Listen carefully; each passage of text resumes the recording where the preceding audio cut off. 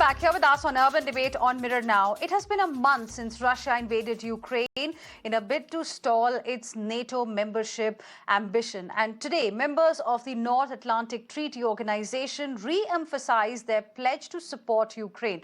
While expressing concerns over use of biological warfare in the war, NATO flagged off China's role and asked China to not aid Russia. Meanwhile, Joe Biden, who is in Brussels ahead of his visit to Poland, imposed additional sanctions on Russia's elite. Listen in. We are determined to do all we can to support Ukraine, and I welcome the concrete offers of assistance made by allies today. Today, allied leaders called on China to refrain from supporting Russia's war effort. China must not provide economic or military support for the Russian invasion.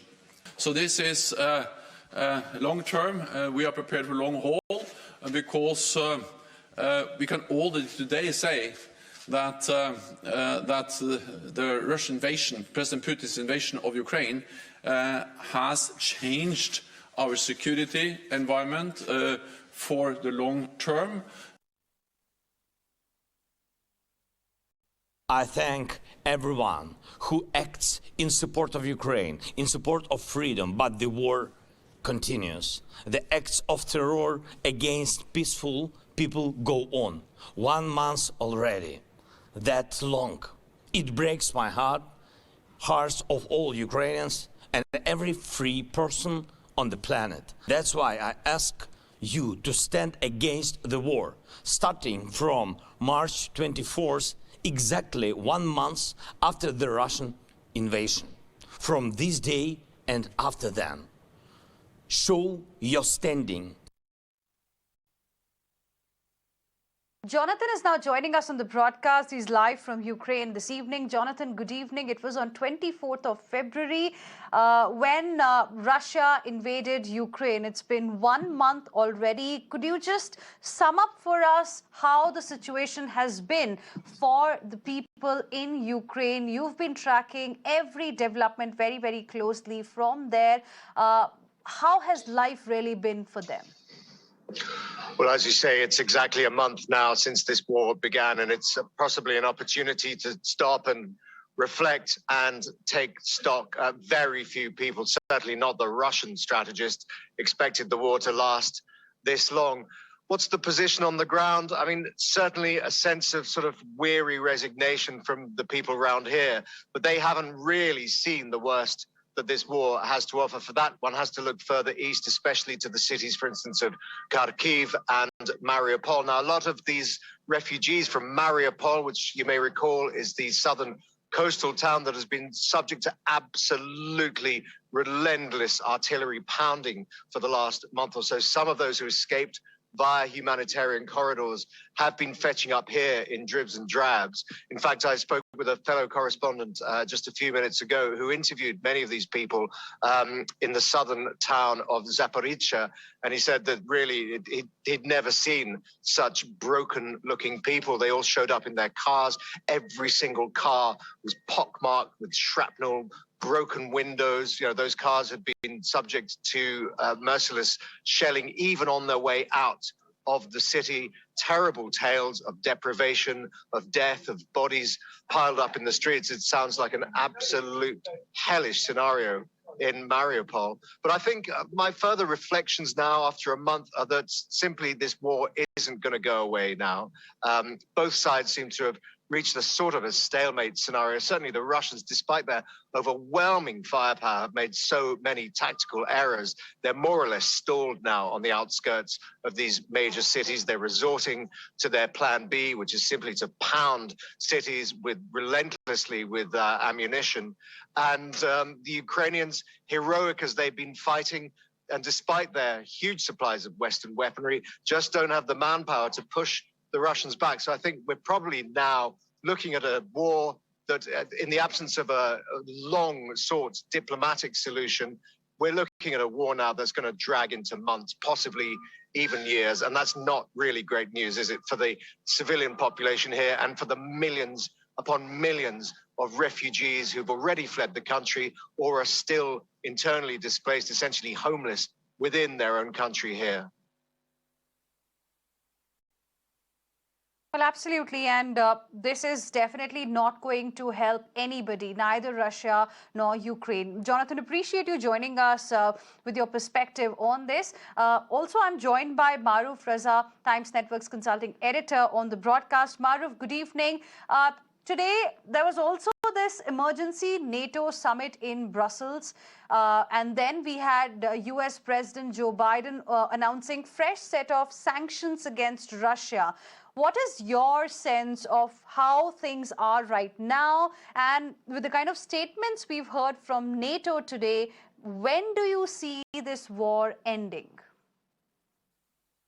You see, Heena, I'm going to say a few things which will make a little bit of a difference to the narrative that has come to prevail.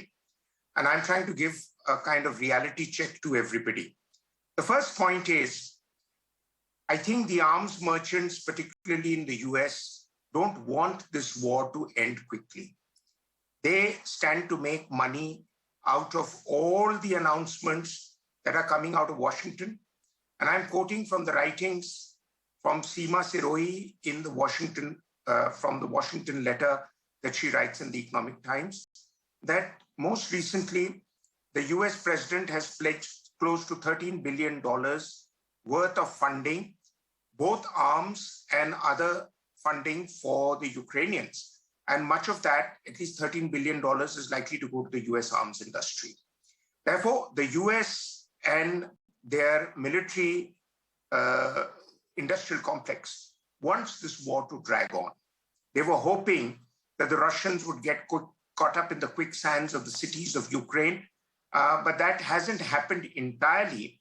The casualties that are coming out from the Russian side, if the figures given by Ukraine are to be believed, are rather in excess of what any of us had thought. But one of the reasons for that is that about 25% or so of the frontline units of Russia are made up of conscripts. They do not believe in Mr. Putin's war. The second thing is that the frontline units of the Russians are not those who are willing to do and die. Many are also surrendering. And therefore, the calculations of the Russians that they would get a welcome by the Slav brothers in Ukraine has gone completely through the roof. The third thing is that NATO has confirmed to me what I had known all along, that at the end of the Cold War, NATO became a toothless tiger because it was banking on the US to come and bail it out every time. And it was only left to providing rapid deployment forces as part of a peacekeeping operation after an American intervention in Iraq, Afghanistan, or wherever. NATO on its own is incapable of fighting a conflict. Putin knows that, and therefore he's pushing the card and pushing his luck. And therefore, Jonathan's point that this war could go on for months, maybe into another year, because Russia cannot withdraw without announcing that it's made suitable gains to their strategic agenda, which was to at least control half of Ukraine on the eastern side of the river Dnieper. The fourth point is that as far as the arms industry is concerned in Europe, they have also provided billions and billions of dollars worth of weapons platforms. So what does Ukraine now have to fight? They have an army which has swelled to 300,000 plus, which is double the size of the Russian invasion force, and that is armed to its teeth and determined to die. Now that is a formidable opposition for any regular army, even with the kind of platforms the Russians have.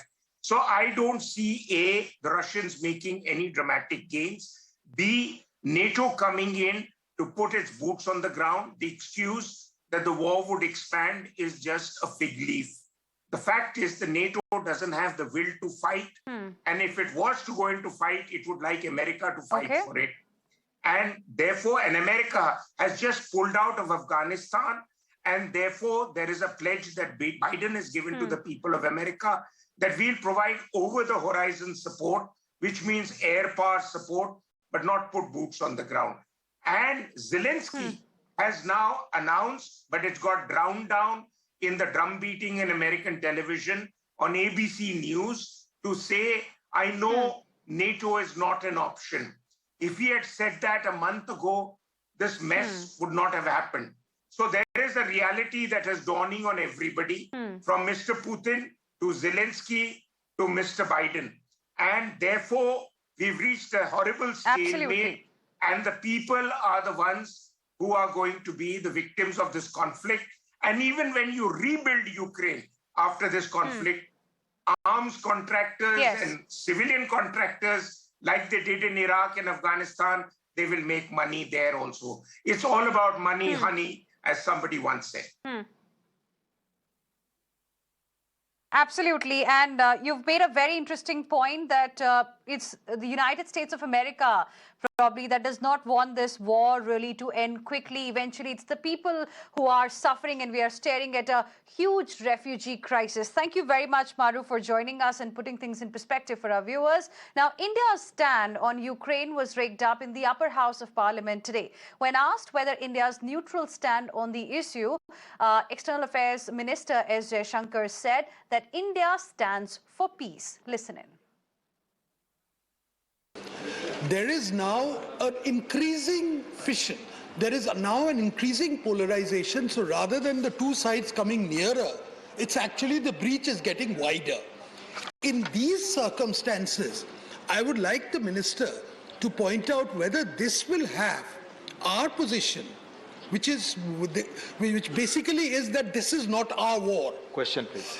Is this going to have any negative impact on some of our closest allies, not least in the Quad, but in some of the other states and things? Thank you. So I would like to clarify to the honourable member that in fact our position is not that this is not our problem. Our position is that we are for peace. That when the Prime Minister spoke to President Putin 3 times, when he spoke to President Zelensky twice, the intent of it, obviously at that time the evacuation of students was a very big issue, but there was also a larger conversation on what we could do to lead to encourage a cessation of hostilities and return to diplomacy and dialogue. And while the horrors of Russia's invasion of Ukraine have been brought to you every day for the past month, the journalists bringing you these stories are no less vulnerable. 5 journalists have died covering the war so far. 1 has lost his leg. But in this tragic incident earlier today, a Russian investigative journalist filming the destruction caused by Russian shelling on a neighborhood was killed in the shelling. Oksana, a journalist with the news outlet The Insider, was earlier associated with Putin's rival, Anti-Corruption Foundation, was filming in the area in Kyiv when shells hit the area, killing her, another civilian, and injuring 2 others. Times Network's Pradeep Datta brings to you this ground report. It will not be wrong if I say, right now, Kyiv is one of the most dangerous front line. And most of the journalists have lost their life while covering this conflict. 4 journalists have lost their life. Right now I'm at a spot where one of the journalists who was filming yesterday, she also came under heavy fire from a Russian side. You can see the condition of the mangled car, that pockmarked car. She was filming here. Her bag is still lying there. Her selfie stick is also there. And all of a sudden, there was something came from sky and that blasted here and she lost her life. And we have seen that how the journalists are losing their life. It's not easy to cover this conflict, especially at a time when we have seen the mighty Russian army, they are trying to target civilian infrastructure. They are not targeting only military infrastructure, but they are targeting civilians. We've seen what really happened in Mariupol. Almost it has been converted into graveyard. 2,000 people who had taken shelter inside theater, they were also bombarded. 400 of them who had taken shelter inside school, they were also bombarded. And here also we have seen that many of those civilian apartments have been targeted during the last 1 month. Even after 1 month, the Russians have not been able to enter Kyiv. That has frustrated them to an extent. They're targeting any structure that comes their way. We have seen that they have been using hypersonic missile. What they say can't be detected by air defense system. And here you look at this car. Look at the condition of this car and look at that bag. Look at that selfie stick. That shows what really happened yesterday. The journalist was covering for Insider. All of a sudden, there was an explosion because of his car got completely mangled. Her selfie stick is lying there. Her bag is lying there. So it is not easy covering this conflict. And as the month-long war in Ukraine pushes citizens out of their homes in the millions, Ukrainians in Poland continue to hope against hope for their identity documents and passports outside the Ukrainian consulate. Most of them want to move on to other European countries, Canada, but there are also those who have family still in Ukraine, while others want to stay on and fight for their country. The ordeal, it seems, is never ending. My colleague Deepak brings us this report from a refugee camp outside the Ukrainian consulate. Listen in. We are here at the Ukrainian consulate in Warsaw in Poland, and you can see hundreds of people who've gathered here. Now, you would wonder what they're doing outside the consulate of Ukraine, considering the fact that all of these people here are Ukrainians themselves. Now, the concern, of course, is that they have fled from their country, from their cities, because of incessant shelling or because of the risk of losing their own lives. And after that, of course, now they find themselves in a predicament where they can stay in Poland if they choose for about 18 months. But if they have to move to any other country where they could have relatives or probably a job that they can take up, there are, of course, issues pertaining to the passport, pertaining to their visas. Some of them, of course, have to have their passports renewed. Some of them have to get their kids a passport. Several issues, and you can see all of them gathered here outside the consulate and hoping that, you know, they could get an appointment with the officials inside and get the work done as soon as possible. Meanwhile, of course, for the people who've gathered here, it is pretty cold. There are some arrangements that are being done to help them, of course, wait, and while they wait, get them something to eat and drink. And several of these people, of course, are still living in dormitories. Some of them have been accommodated in a few homes where volunteers have taken them up, and in different forms of accommodation. Let me speak to a few people here. If you could tell us, where are you from in Ukraine, and what is the reason that you're here? Hi, I'm from Kharkiv. Okay. Now we've got in our city a lot of bombs, a lot of soldiers of Russian Federation. They trying to occupy the Kharkiv, but they can't because our army trying to I don't know how it is. Yeah, trying to push them back. So now Has it been difficult for you after you came here? Yeah, and my mom here because they wanted to stay there, but they was in shelter a lot of days. I don't know, maybe 14, 13 days. And a lot of people my friends who came in Poland, in Warsaw now.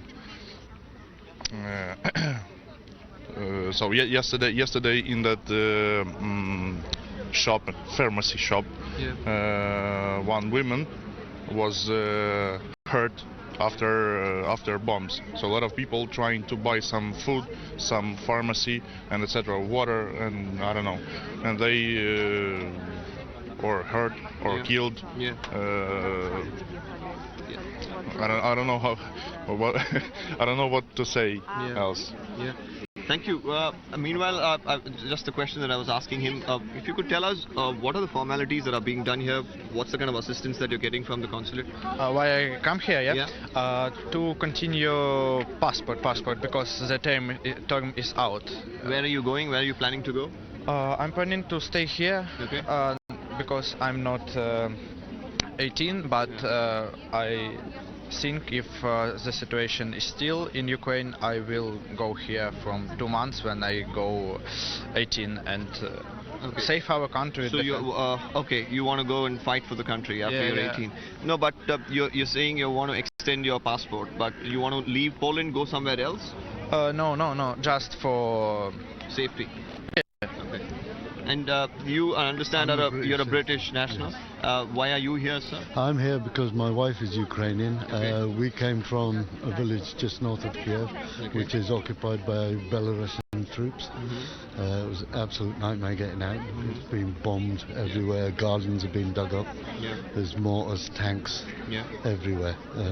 It's just a nightmare. My youngest daughter... How did you manage to come here? Red Cross. Soldiers weren't letting anyone out.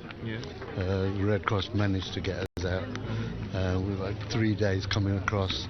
I'm very lucky. I have a lot of Polish friends, so I'm staying with them at the moment. But until my documents are sorted out for my daughter, I can't really get to the UK. So you're planning to go back to the UK? Temporarily, yes. I still have stuff over there. I've still got family there, so where we decide to settle, we don't know yet.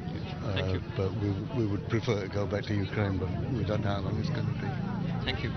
Well, like you heard it from the gentleman here, they of course prefer to go back to Ukraine, but at this point in time, the situation is pretty grim, and they are trying to make the best of whatever they can.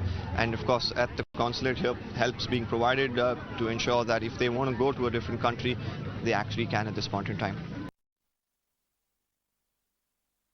Let me now go across to my colleague Deepak, who is joining us live this evening. He is in Poland and he is tracking the refugee crisis that we are witnessing in Poland right now. Deepak, good evening. Amongst all other neighboring countries, it's Poland that has seen the maximum inflow of Ukrainians over the past 1 month.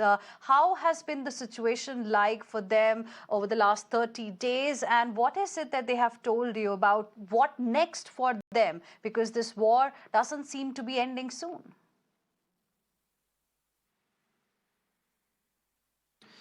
Yes, good evening, Heena. Like you mentioned, for most of the people who are right now in Ukraine, over 1 million have crossed the borders and come into Poland.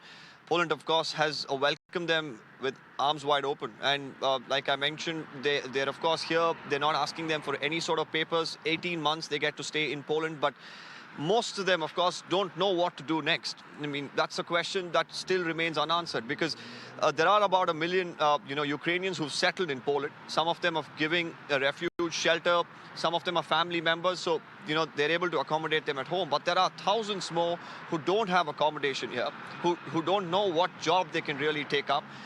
They are trying to gain access to some of the European countries, but then, of course, there are other issues that they're facing, because some of them have to had to flee their homes without a passport. Some of them, don't have, a passport that still is valid. And that's the reason you're seeing about 200, 300 people on a daily basis line up outside the Ukrainian consulate or the embassy.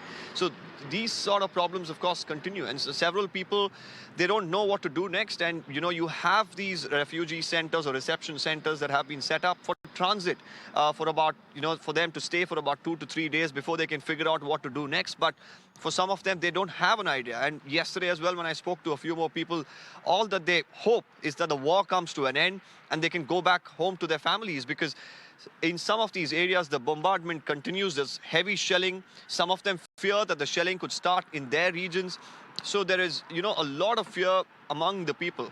And especially now, because if you are between the age of 18 to 60, men aren't allowed to leave the border. So it's just the women, some of them with children. While I was at one of the refugee reception centers, I was told that a woman gave birth 2 days ago here in Poland, and she was pregnant and had to cross and go through the borders, go through that entire ordeal. And you can just imagine, the state of mind and how gruesome it would have been. And this is the situation with several people who are, of course, crossing the borders on a regular basis. Even now, I'm told at multiple borders, just to Poland, there are thousands who still wait to get inside. And to reach there, of course, is the humongous task, not to just cross over. Because crossing over is more of a protocol issue, but reaching there is something where they can even lose their lives. Because what we've been told is that there are certain checkpoints where the Ukrainian military is guiding them, because there is a potential risk that, even the passage through which they go through, there could be, Russian military there. So there are talks of mercenaries as well being present at this point in time in Ukraine. So a lot of problems that the people continue to face. The humanitarian side of, this war is something that's going to really, really haunt people for a long time to come. Well, absolutely.